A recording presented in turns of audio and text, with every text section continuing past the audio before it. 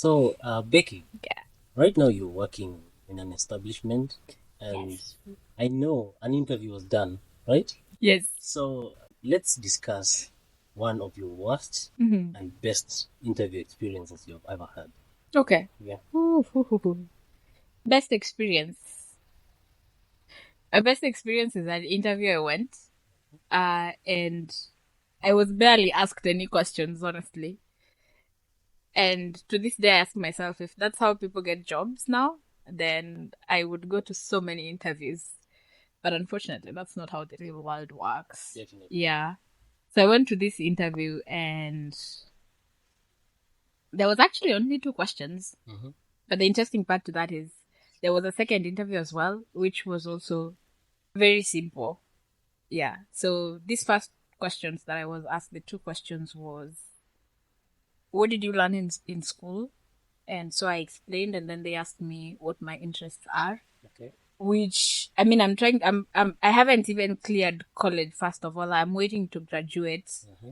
I'm still doing my thesis, Yes. so I'm like, okay, I'm still in school. I have no idea how this is supposed to work, but so it's like, oh, I'm interested in databases and all those things. I hardly prepared for this, by the way. Yeah, so I didn't know what to prepare for, so I was just gonna show up and have a conversation because I read that make it conversational. So, definitely we need to have a session to discuss on how to prepare How to prepare for technical interviews? interviews. Yes, Okay. definitely. I have learned a lot since Okay. then. And then the last question that I was asked, which was more of like a parting shot, was what would you want me to tell your boss? Okay. And I'm like, I thought you were gonna meet my boss. I didn't know there was another boss. Quite interesting. So I So, was did you get this like, job, by the way? I did get the job. Mm-hmm. Yeah, so that's we are like, whew. Yeah. Yeah. My worst experience for an interview Mm-hmm.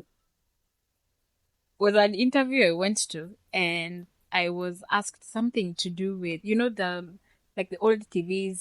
I mean, even today, some of them Yes. they have the cables that are white, red, green. One is for audio, another one for visual, Yeah. and all Left, that. right. You get it. Exactly. So they asked me to explain what that was.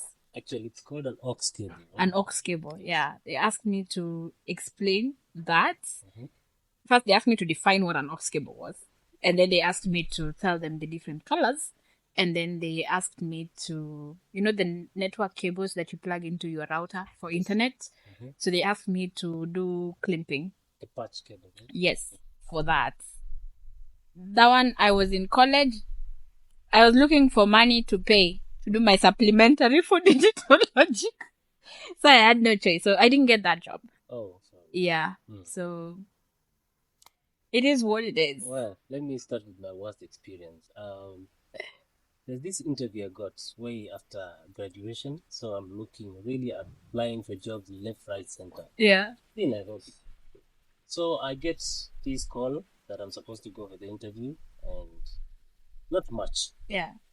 So here's the day, and I go for the interview, only to get to the place, and I'm given a white paper with questions, and I'm like, "Man, I was coming for the interview. What is this for?" What is this? I thought, you're supposed to start with this, Yeah. and then after that you'll be guided. Wow. So that was an exam room. I was not ready for that. No one likes exams anyway. Definitely. How would you do an exam when you're not ready? Tough. So it was really tough for me. Yeah. I never got the job. I remember the questions were SQL related. Well, I did SQL in school, but I was not ready.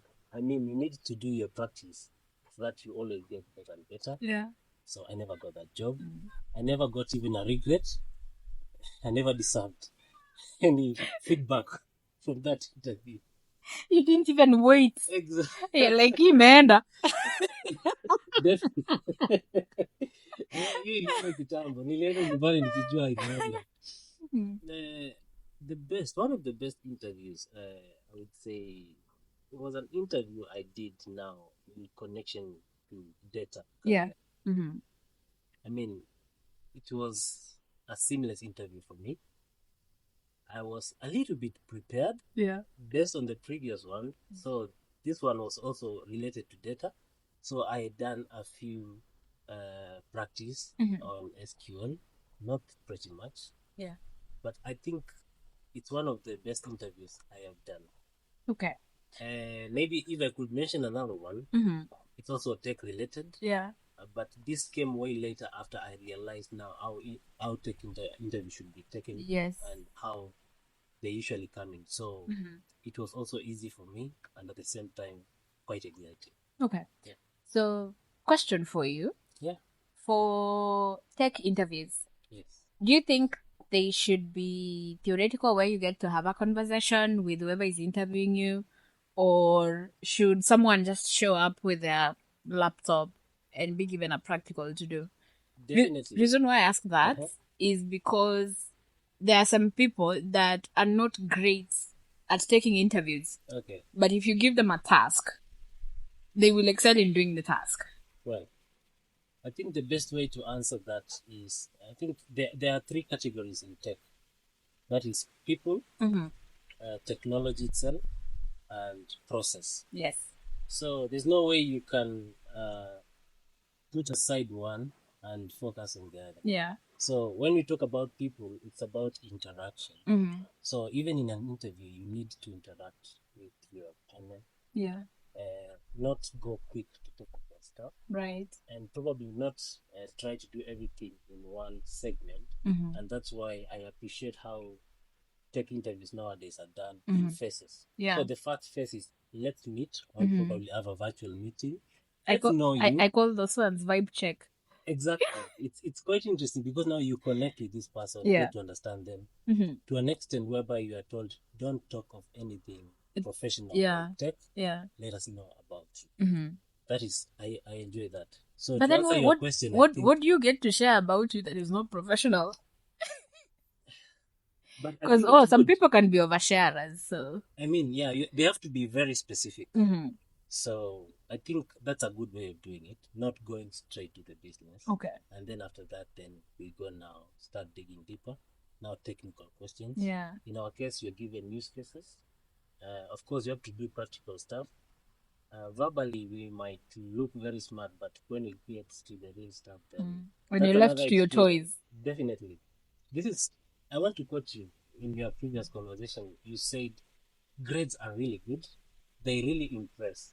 But again, also, what can you deliver? That is what establishments out here need. So as much as you got an A, you need to balance whether you can be able to justify practically what that A means. Yeah. Yeah. Yeah. So I think from what you're saying is the conversations are good because what's the other person or the panelist or the interviewer or whoever is supposed to be your future supervisor is looking for is, are you able to articulate yourself? If you're given a problem to solve, are you able to articulate how you can go about that challenge?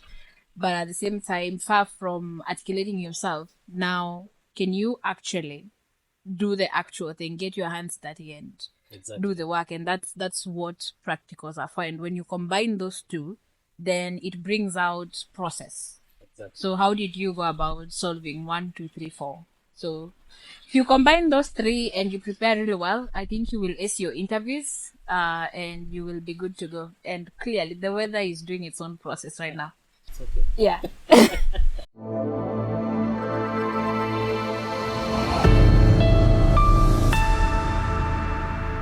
Thank you for joining us today. Please like, subscribe, and share our content. We look forward to more relatable content. Thank you. Bye.